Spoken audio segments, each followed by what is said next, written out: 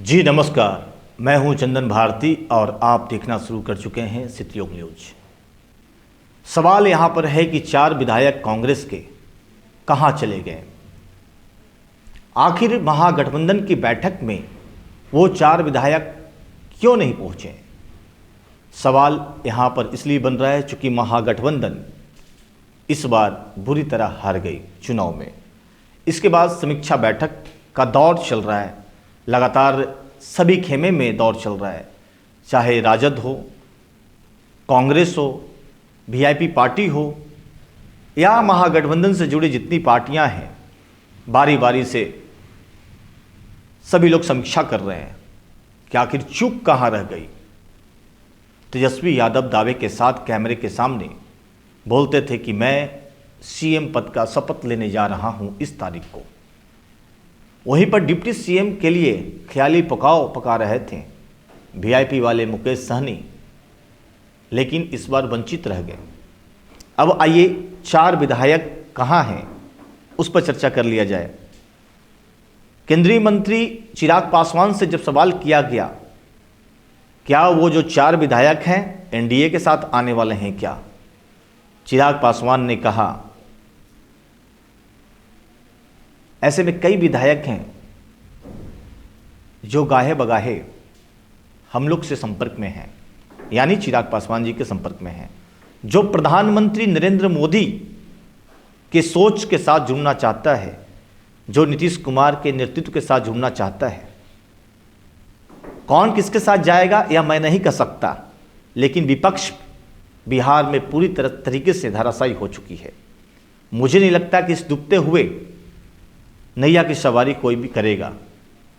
देखिए चिराग पासवान का क्या इशारा है, उन्होंने इशारे में बहुत सारी बातें कह दी। आइए चिराग पासवान ने आखिर मीडिया के सामने क्या बोला वो वीडियो सुनते हैं।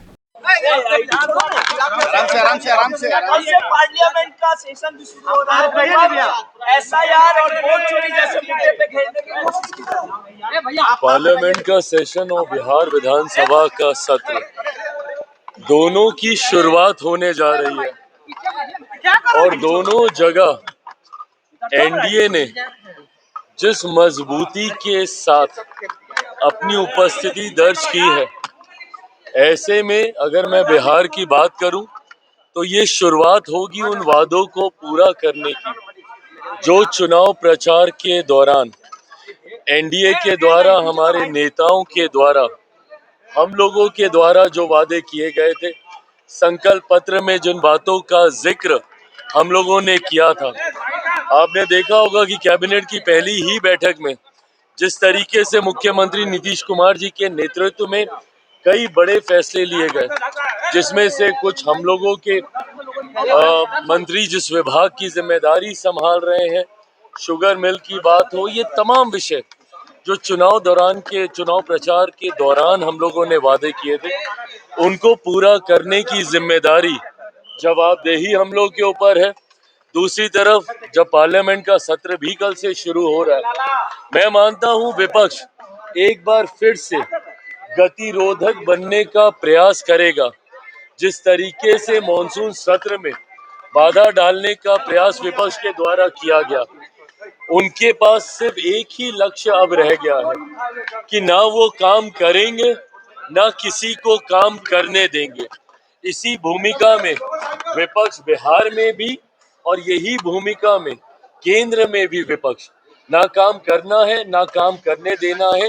ये सोच गलत है विपक्ष की। मौलाना मदनी ने कहा है बाबरी मस्जिद और 3 तलाक का जो फैसला है बीजेपी कोर्ट के दबाव में किया है, वो कोर्ट के दबाव में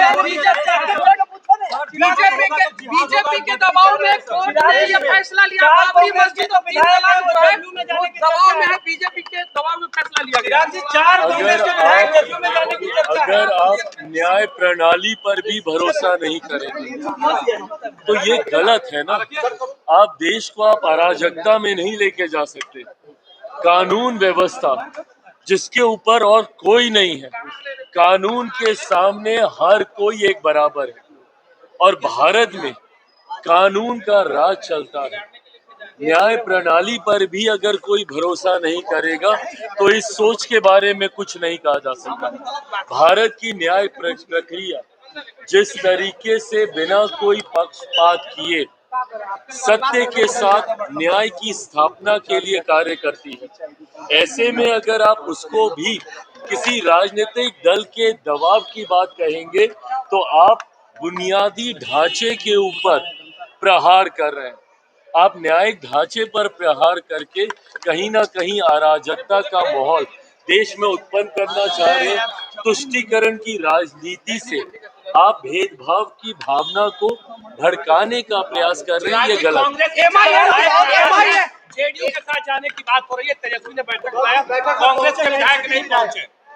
देखिए, मुझे नहीं पता कि कौन किसके साथ जाने की सोच रख रहा है, नहीं रख रहा है। एनडीए अपने में इतना ज्यादा मजबूत है, 200 से ज्यादा सीटें जीतकर हम लोग का गठबंधन है। ऐसे में मैं जरूर मानता हूं कि कई ऐसे विधायक हैं जिनको इस बात का एहसास है कि संभवतः एनडीए के साथ जुड़कर ही वो अपनी सोच या बिहार के विकास को या अपने क्षेत्र के विकास को वो गति दे पाएंगे। ऐसे में कई विधायक गाहे बगाए हम लोग के भी संपर्क में हैं, जो प्रधानमंत्री नरेंद्र मोदी जी की सोच के साथ जुड़ना चाहते हैं, मुख्यमंत्री नीतीश कुमार जी के नेतृत्व के साथ जुड़ना चाहते हैं। कब कौन किसके साथ जुड़ रहा है ये मैं कह नहीं सकता, बट विपक्ष इस तरीके से पूरी तरीके से धराशाही हो चुका है। मुझे नहीं लगता कि इस डूबती नाव में कोई और अब रहना चाहता। आपने देखा कि चिराग पासवान ने बेबाकी के साथ में अपनी हर बात रखी और उनका साफ कहना है कि कौन कहां है, कैसे है, मैं नहीं जानता, लेकिन निश्चित तौर पर मोदी जी के विकास कार्य और नीतीश कुमार के नेतृत्व में सभी लोग जुड़ना चाहते हैं। बाकी आपकी क्या राय है, अपनी प्रतिक्रिया वीडियो के कमेंट बॉक्स में जरूर दीजिएगा। धन्यवाद।